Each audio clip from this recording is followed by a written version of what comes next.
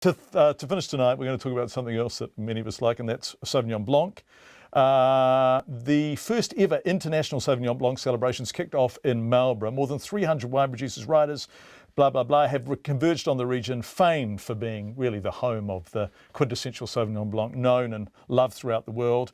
Renowned British wine writer and BBC host Oz Clarke is at the celebration. Oz, and joins us now via Skype. Oz, I'm not going to make any jokes about you having the best job in the world, but how's it going there?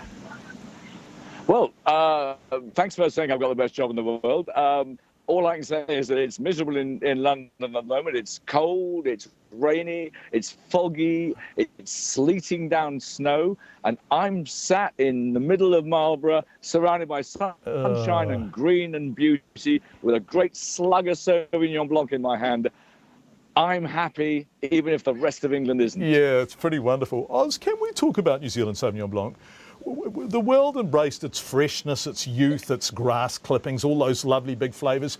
Is there a reinvention going on, or are we resting on our laurels a bit and just sticking on message?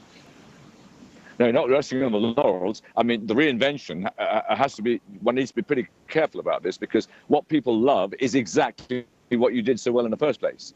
So in other words, if you're trying to reinvent yourself away from the greenness, the freshness, the crispness, be careful. Because there are tens of millions of people around the world who every time they see a glass of Sauvignon Blanc from New Zealand in a bar or in a shop, their mouth starts watering. Yeah. And they don't necessarily want it to be full of oak barrels and full of leesy this and sulphidey that. Now, you can't stop winemakers. You know what they're like. They will go on trying to do more complex things, layer on layer on layer.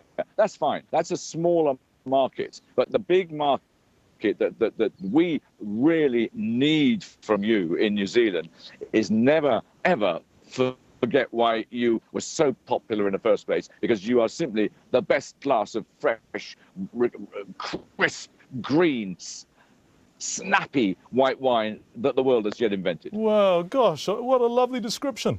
So, because wine, like all things, has trends and fashions, is New Zealand Sauvignon Blanc, let's talk about a market you know so well, which is, of course, the UK. Is it still very much in fashion there? Is it still racing off the shelves?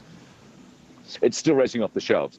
One thing which is a bit of a pity in the UK is that a few years ago, New Zealand decided to drop the price when they didn't need to. We were prepared to pay the price. And I remember coming over here a few years ago and saying, are you guys completely mad?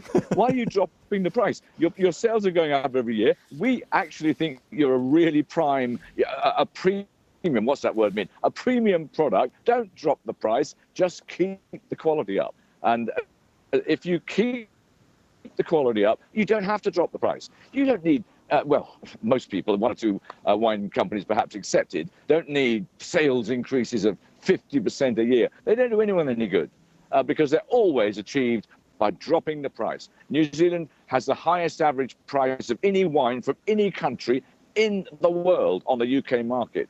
I want that average high price to stay high because the Brits are happy to pay it.